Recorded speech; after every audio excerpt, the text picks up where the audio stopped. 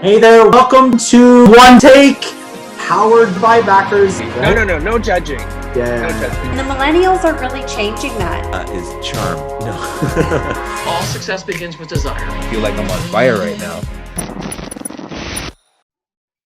Hey there, welcome to One Take, powered by backers. It's Justin Fox. I'm joined here by Tyson, Geick. Tyson, thank you very much for joining me. Yeah, thanks for having me, Justin. Awesome. So glad to have you on the show. I think possibly, Pat Gregar, we just talked about that briefly off air. You might be the first lacrosse kind of connected person that we've had on the show. So we'll definitely talk a little bit about that. But I'll jump in your intro. So you are a NLL host. Sort of give you a little bit of you're Canucks in arena host, Lacrosse Flash founder, and Flash Media House owner and operator, and you are the in-game host for the Halifax Thunderbirds? Or what do you do there? I'm actually the communications manager with the team, working on an interim basis at the moment, but I host content for them digitally right now. I do live in the West Coast, so it's kind of funny that I'm working for a team on the opposite side of the country. Do they fly you out for every home game? No, that'd be way too much. Or I actually just started with the team. Dana Feigenbaum, or Dana Jackson now I should say, is on mat leave, and she was in charge of PR and communications before. So she's on mat leave right now. There was an opportunity for me to hop in with the team, and my first weekend with them was the draft, the 2020 entry draft. Yeah, it was incredible. The first draft to be held on First Nations territory. So really cool to be a part of, and it's such an incredible organization to work with, and truly is a family. And it's been a lot of fun, even though I don't get to work with them kind of face to face. It's been a lot of Zoom calls and stuff, but I'm having a lot of fun doing it, and it's a really great team. Cool. So let's in this show, it's all about sort of exploring your kind of journey, right? Yep. So I like to do a choose your own adventure kind of play here, like the books we all read as kids. Do you want to talk about sort of where you're at right now? Like immediate, like obviously you've joined with the Thunderbirds and kind of your more recent thing, or do you want to kind of give your previous story leading up to this? I know you've hosted a number of events. We talked about Pat Gregoire, shout outs to Pat, helped out with the 3HL, some of the stuff that we were running. Where do you want to go with this? We've got you for another 25 minutes. Where are we going to go? Where are we going to go with this? What do you want to talk about? Your story, like what got you to where you are, or kind of where you are right now and what you see kind of your vision for the future? Well, maybe where I am right now, because I think I could go on kind of, for days of how I got here or the journey and where it's taken me. And I've been down so many roads, and, there's been a lot of different stops along the way to get me to where I am right now. But it's been an interesting year, as it has been for everyone out there. I think that no one really saw this coming, and we've had to kind of roll with the punches and just make the most of any opportunity that kind of comes about in such a unprecedented time. But I was working with the Vancouver Canucks as the in-arena host, and it was an unbelievable season. It was so much fun to work, and I'd worked so many years to kind of get to that level, and to work with an NHL team. It always been my dream. I didn't see myself ever working with the Canucks, but I got that gig. Are you originally from out west? Is that where you're out there now? Is that where you're from? I was born in Toronto and raised in Newmarket, so I grew up a fan of the Maple Leafs, and I had to switch fan bases, and I fully back the Canucks now. But they had a really good team. I mean, they've got a solid core of young guys. Like you've got Besser, Pedersen. You could probably Quinn Hughes. Hughes. Yeah, exactly. Yeah, they were a lot of fun to watch, and they made quite the run in the playoffs Miller. there. And Yeah, JT's my favorite on Yeah. the team. But yeah, to get back to it, it was such a special season. You know, the 50th anniversary season of the team, and you know we Right. had the Sedin retirement night, and there was lots of alumni that were coming back all throughout the year, and it was just so great to be a part of. And all of a sudden, you know, the rug was kind of pulled out from under everyone, and Right. you had to just kind of, you know, deal with it and figure out what was next. So I've been producing for a number of years, and I just kind of got thrown into it with the National Lacrosse League. I think I Okay. was kind of hired to be a reporter, but I needed to learn to be a jack of all trades Right. because, you know, we had a tight budget, and I had to produce my own work and shoot my own content. So I kind of sharpened my skills then, and an opportunity came about to shoot with a few different car dealerships out here, producing content for them. And then I was getting odd jobs here and there as well, producing my own work. And you know, the Canucks contacted me to put together some pregame materials for them as Okay. well over the course of the summer when they were back in the playoffs. So Right. I launched Flash Media House, which is my own media company, and been doing pretty well with that, and can't complain. And it's been a lot of fun. You know, I'm always sitting here looking for ways to kind of improve my production skills and whatever I'm doing. And that also led me to work with the Halifax Thunderbirds. I have kind of a home studio here where I produce all my own work, and able to kind of make a sports center looking background. So it's just been kind of, you know, trucking forward with the Flash Media House project, and I think the sky's kind of the limit with that, and keeping my options open in other regards as well. It's been great to have that kind of freedom. And Right. So I yeah, guess in game there was no in game when the Canucks kind of went on hold, obviously, or no in arena, right? So no, that's so what and you mentioned kind of the playoffs. Just quickly, did you play lacrosse at all growing yes, up? Yeah. I Where did. Yeah, who did you I play played. for? I played Junior A for the Kitchener Waterloo Braves. I Oh played yeah. Junior B for a season for the Newmarket Saints, and then I came out west and played a season with the New Westminster Salmon Bellies in Nice. junior. And then from that point, I went to a couple You went to.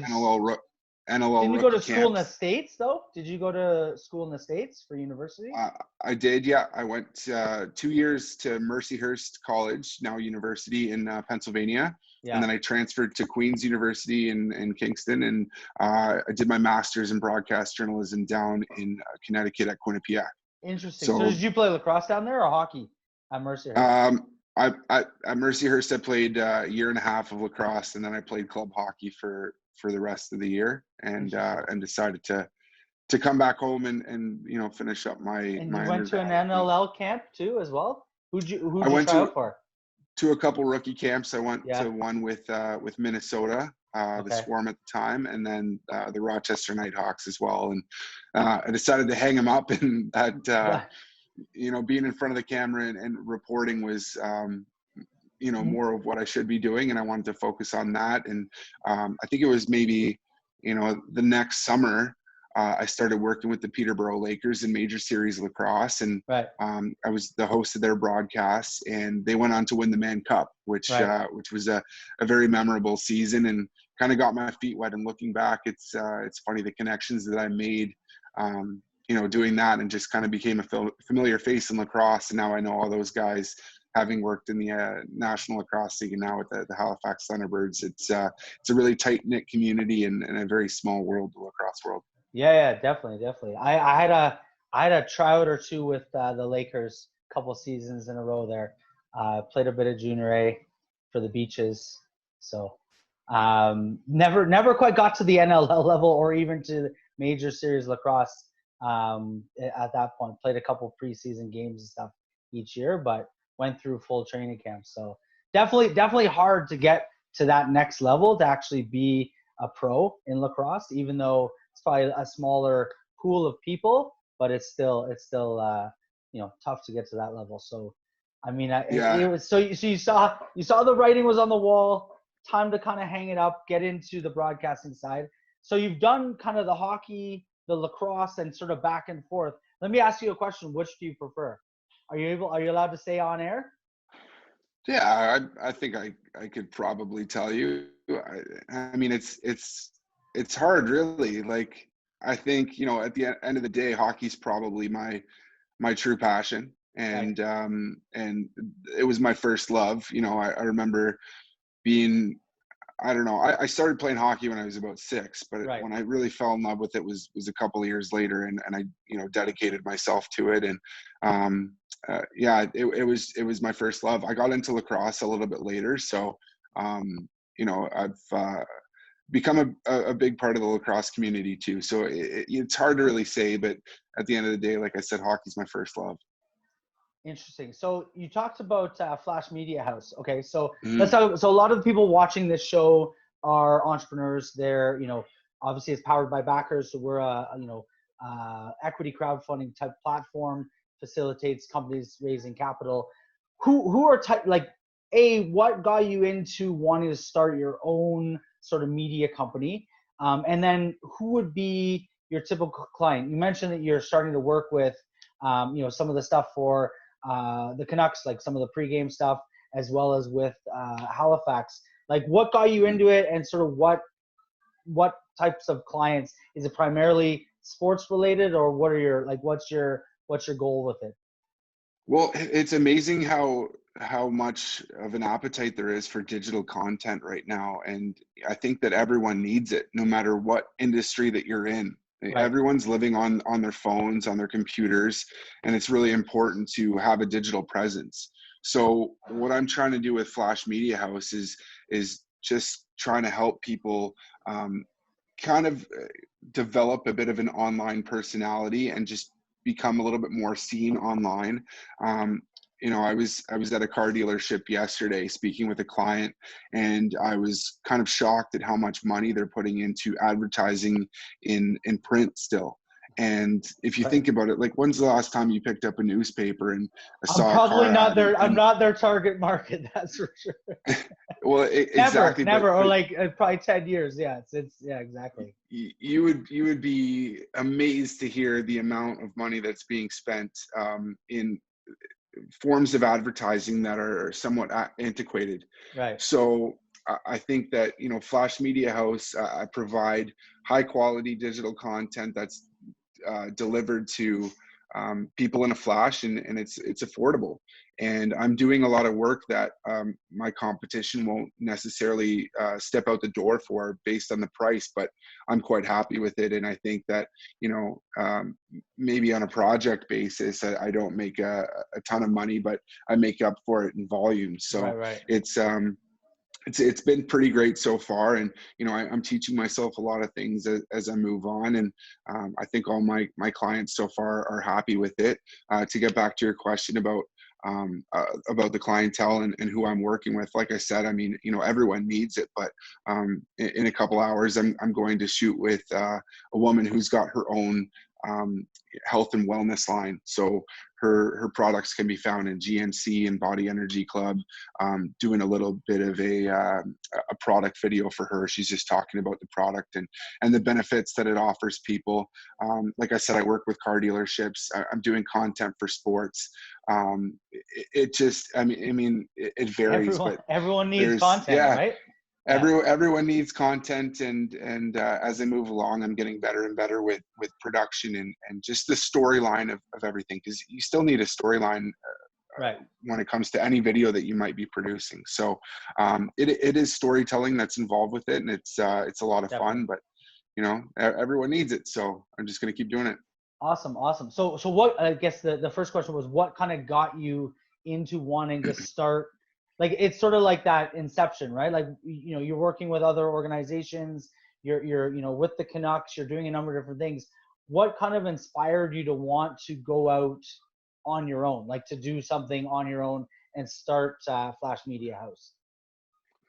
Well, truthfully, I was working for a news, well, a couple different, not news, my apologies, radio stations. Okay. That's And still news, no? Kind of. yeah, I was having to do news Yeah. on, you know, both stations. Right. I was a morning show host at 107.7 Pulse FM in Surrey, and prior to that, 98.9 The Goat, which is now The Jet on Vancouver Island up in the Comox Valley. Okay. And I was producing content for both of those stations, and almost having to kind of pay the middleman, right? Like there was a client who needed digital content. I had the tools to be able to create the content, Right. yet the radio station was still kind of making the money. Right. And you know, I was sometimes seeing nothing out of that and just getting my typical salary, you know, no commission, or sometimes seeing a bit of a kickback, and I'm talking maybe, you know, $50 to $100. Pennies on the dollar kind of thing. Exactly. So not very much. And, you know, having produced work for as long as I have been, I was still getting odd jobs here and there where I was charging people, you know, $100, $200, $300, $400 for whatever the project might have been. And I worked, you know, for people like F45, the workout classes back in Toronto, and I went down to Bermuda to cover. I don't know if you can tell, I don't really work out, so yeah, not really my.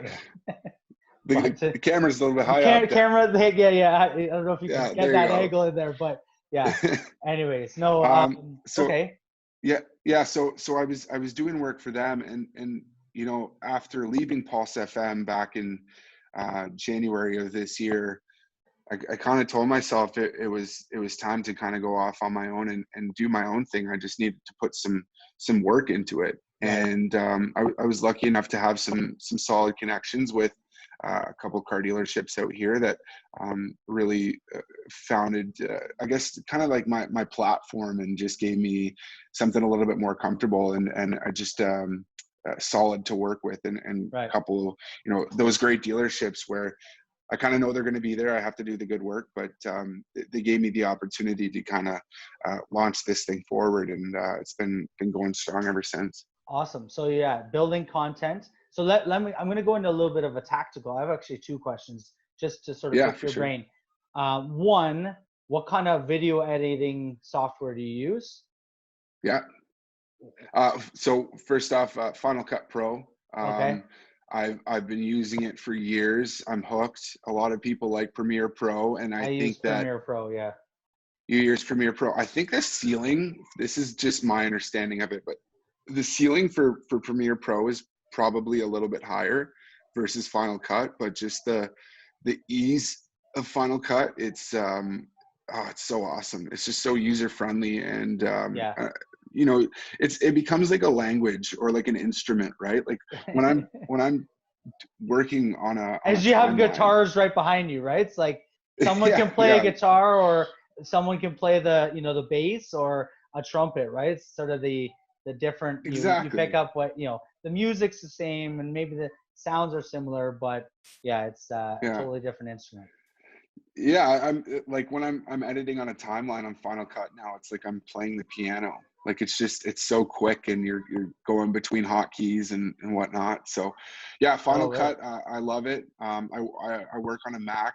I tried to switch to a Samsung phone a while ago, but it just proved to me how reliant I've become on the Apple ecosystem. But yeah, Final Cut's it's awesome. It's a great program, and it's allowed me to create some pretty cool work. Awesome. So the second part of that too is then, so you sit down, like, I mean, so this is probably more for people's understanding. Like you talk about storytelling, right? Like everyone thinks, okay, content, and I mean, any content is probably good, but there's bad content, and then there's good, and then there's better, right? Better content obviously draws the person in, has kind of a meaning or point to it, bit of a storyline. So how do you position that for like your clients, and like walk through sort of like your thought process? If you sit down, like a new client comes to you, like what's the thought process, from like storyboarding to like going to, the shoot, to kind of putting it together? Like, how does that process work? If someone were to come to you, hopefully some of the entrepreneurs that are watching here will find you online. We'll get your website in a minute, and Instagram or any other social media. But how does that process look for somebody coming to you? Like, how do you kind of go through that in your head? Well, I think that you have to judge it by the personality of whatever client that you're dealing with. Is it going to be a funny production? Is it something that's a little bit more serious? Right. Is it, testimonials that we're going for? Are we showcasing an event? Like I said, you're always telling a story, but there are different ways to tell those stories. Definitely. And for a lot of the work that I'm doing, like I said, it's quick. It's delivered in a flash. We're filming it quickly. It's stuff that my clients can get up online very fast. But I would go to the car dealership example again. I mean, it's the majority of clients that I'm working with right now. One dealership that I work with is kind of a team of younger guys. They're probably in their like 25 to 35 range. Right. And the dealership's a lot of fun. I swear to God, they could have a reality show there. But a couple of weeks ago, we did a hot pepper eating challenge. I think it was called the Scotch Bonnet. It's one of the hottest peppers in the world. Yeah. So they got 4 of the staff, and whoever ate these peppers got $100. And did they get any of the did they get any of the people looking to buy cars to come in and eat them? No, this is before the dealership was like opened. Okay. But we just wanted to put together something funny for the site, and that kind of content wouldn't have worked at another dealership, right? Right. I go to a dealership that's in downtown Vancouver. It's a little bit more high class or like upscale, so we could never do something like that. Right. And when I work with them, it's sitting down, it's kind of storyboarding, getting the idea of where they want to go with a project, and then kind of bringing that to light. Listening is the most important thing at first, and then jotting down your ideas and just kind of going to shoot, making it happen, and coming up with something. So the process. So you don't say you need to take the Scotch bonnet out of your ass to the other ones. I'm just kidding. Hey, joke. I'll see how that goes, and I'll get back to you. I don't know. There might not be a client. They might. That won't work too long. No, I'm just joking. Yeah. But yeah, I get it. There's definitely different sort of content, different types of styles for different people. So once you've got that, then what's the next step? Sorry, I kind of cut you off there. What's the next step there? No, it's all good. I just getting to work, really. Like, once you've got their ideas and you have an understanding of the direction that your client wants to go with something, right? You shoot it and you get back to the editing software, and you cut something and send it to them, and see if it's kind of what they had envisioned. Obviously, you're working with someone else's vision too, right? So there's going to be revisions and changes that whoever you're working with needs to make, and you're kind of serving them, so you want to make sure that they're happy with it. But I like to, with whatever I'm producing, I like to be proud of it too, to walk away and almost want to watch it a couple times. Right. I think that's just the sign of good work. I don't like to ever kind of submit anything to any clients that is kind of I don't know, just a brutal piece of work. It doesn't do anyone any good. I would rather, not work with someone at all if I don't think that I can kind of meet their expectations. Interesting. Okay, so I have one more question, and then I'll have sort of the last question. But just quickly, like, you mentioned sort of like pricing, and I mean, you don't need to reveal kind of everything, but sure. Like give me, or give everyone watching, what if I were a entrepreneur, I'm looking to hire someone like you, I'm looking to bring you in, Flash House Media, right? Flash Media House. Flash Media House. I was trying to get it in my head. Flash Media House. Hey, listen, I've got a story for you. We'll maybe end the show with this story. You'll get a kick out of it. But continue. No, I was just gonna say, like, cost wise, like what is like, you're going to do an on-site sort of quick production, like what are we looking at? What is an entrepreneur like? Is it like a few $100s, few thousands of dollars? Like, what should somebody be expecting to pay for something like this? I know there's a wide range, obviously.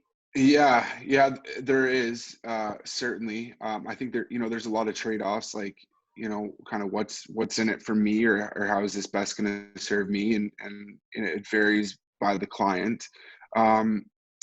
I think pricing is one of the most difficult things to kind of figure out and work out when you are starting your own company and working with something like this where, you know, every project's different. I met with a client yesterday who was saying, well, how many videos do I get out of you weekly and monthly for what we're paying you? And I said, well, it kind of depends on the project and what we're doing. I also shoot photos, right? So it's, you know, it's going to vary based on whatever we're doing.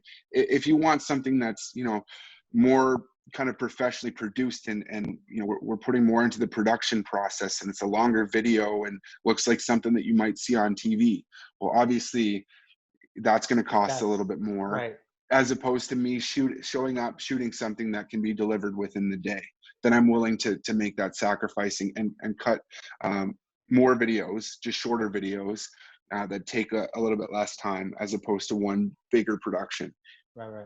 So I think that's one thing to focus on.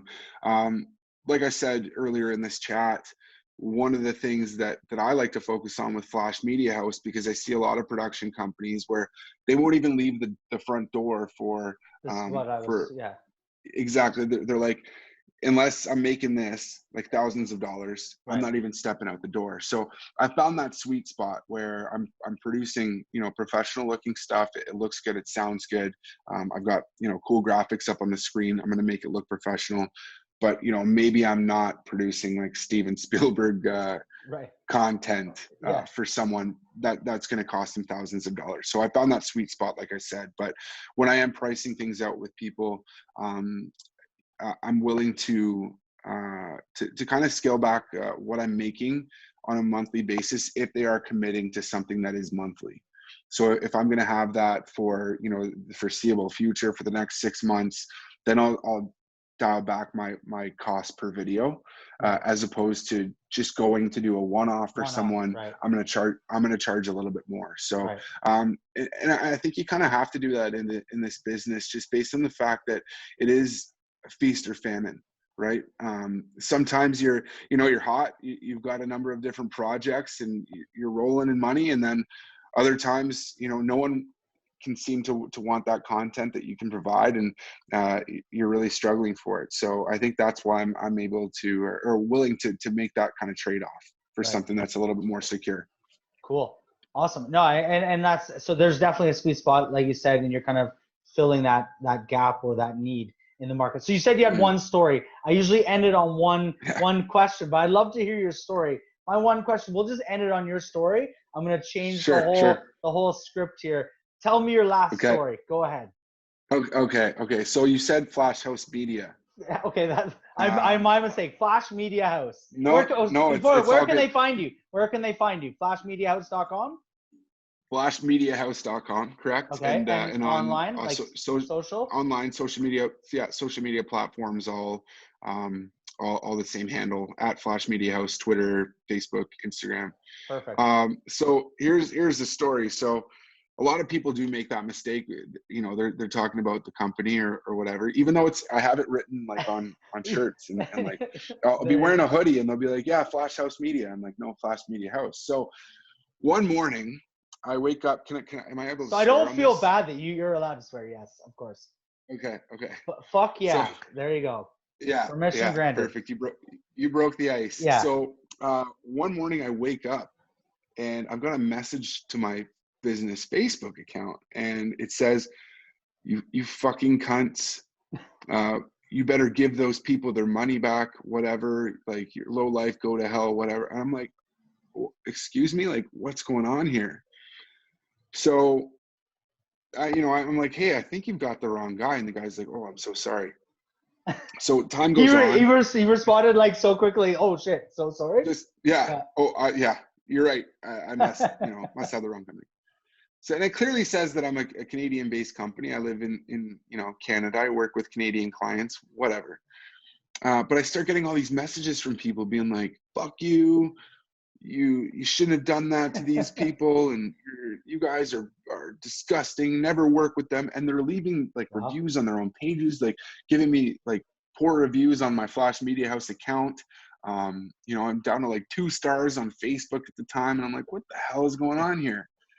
So I do some research and figure out that there's this guy who, I guess he did like wedding photos for a couple. And I think one of the two in the relationship had passed away before the wedding actually happened. And this guy took the money from them. And he had another company and then started up another company called Flash House Media. So all these people are looking and finding Flash Media House online, and I just got littered with bad reviews and people saying the nastiest things to me. And I'm like, look, if you took 2 seconds, you would realize that it's Flash Media House, not Flash House Media. And I'm Canadian, and I've never worked with, well, I've worked with American clients, but the guy was obviously based in the US. He was based in the US.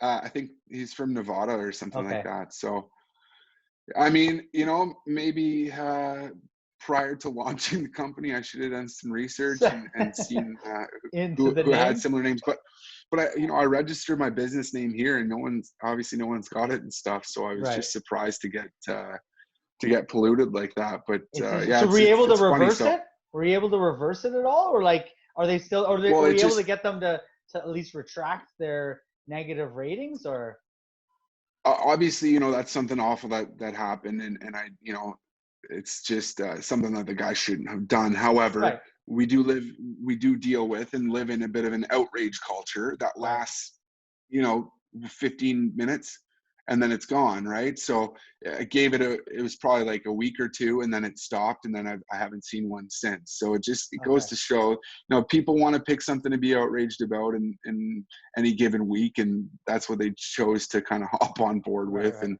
I mean, you know, maybe for good reason, but do your research before you're going to go calling people cunts. Yeah. We've had people come onto our site at different times about different things, and then it's sort of like, I don't think you're talking to the right person, or, you know, this you're mistaken in this, whatever. Yeah. So it's interesting. People, like you said, people are ready to just keyboard warriors, ready to just critique or cut anyone up, right? So cool. Cancel culture, and you're trying to cancel someone who didn't even, you know, commit the crime. So exactly. Yeah. Well, so hopefully, that everyone can find you at Flash Media House. I got it right. You got it. There you go. Flashmediahouse.com and on social. I do have one last question. So one word, one piece of advice that you would give to a younger Tyson, what would that one word be? Oof. What? One word? One word. Uno word. Un word. I don't know how to say word in French, but yeah. I mean, it's like hard to say like one word. Like I'd say like be resilient, or. So resilience. You know. Yeah. Resiliency. Yeah. I don't know. Yeah. Resiliency. Yeah. I mean, that's. Yeah. And you know what? I think I have been. So I've taken my own advice, but even more so, just, you know, knowing that things will kind of work out if I can give a little bit more of a long form answer. But just staying with it, kind of trusting the process, as cliche as that is, and everything will work out if you just keep kind of busting your ass. Cool. Awesome. We should get you to do a video for backers at some point. Although I don't know if I can afford to fly you to Toronto. We'll do like the West Coast version. Well, I'm back there in December, so December 16th, provided that we don't have these travel restrictions that might be put into place here. Well, I think inner country you can travel still, no? Right now, but they're talking about shutting down the provincial borders too. That's been rumored here in our premier just said that here in BC. So that would be kind of crazy. We'll see. I know out east they shut them down, like Newfoundland and stuff was like pretty close, but.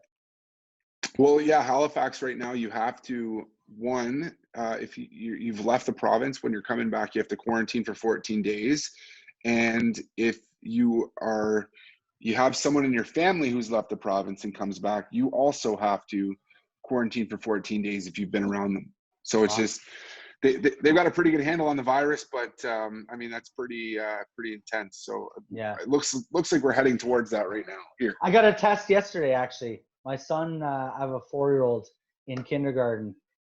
Someone in his class tested positive. They were all quarantined on Tuesday. We went and got tested yesterday. His test is back negative, so I'm assuming I haven't got mine back yet, but I'm assuming I've also been pretty much he's my only exposure, so probably will be negative. But yeah, it was kind of interesting. Like within like a 48-hour window, we went from like sent home, 14-day quarantine, kids can't go to school, to we tested, and now they're saying that the kids can go back to school on Monday. So it's sort of like no one really knows what's going to happen. But anyways, we'll see. December 16th, depending if you're allowed back. Yeah. Well, let's see if we can set up some sort of shoot. You'd love to, I don't know, whatever. We can figure it out. We can spitball ideas. You can be the idea man. Yeah, so that's cool. Maybe we'll get P. Greggy in there as well. He's in the Toronto area too. We can get him connected. Oh, hey, only if he keeps that mustache he's got going right now. Is he doing the Movember? I haven't seen him this year. I know he does it most years. Every year, I think he's been doing it for like 9 years now. Right. So he's back at it again. He's a committed fellow. Yeah. I did it once and it was no go. I looked like a dirty. Yeah.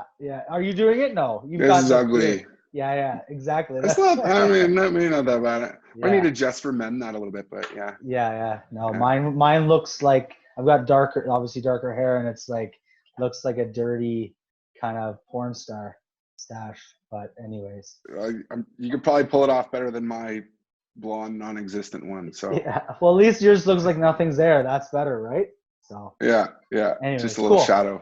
Just a little shadow. Well, Tyson, thank you very much. Everyone else, this is One Take, powered by Backers Tyson. Thank you very much for joining me. We'll have to connect sometime soon. Any last final words to the audience? Oh, just thanks for having me, Justin. It was nice to connect and chat, and I appreciate you having me on. It's appreciate the patience. Won't turn down an opportunity to talk about Flash Media House. There you go.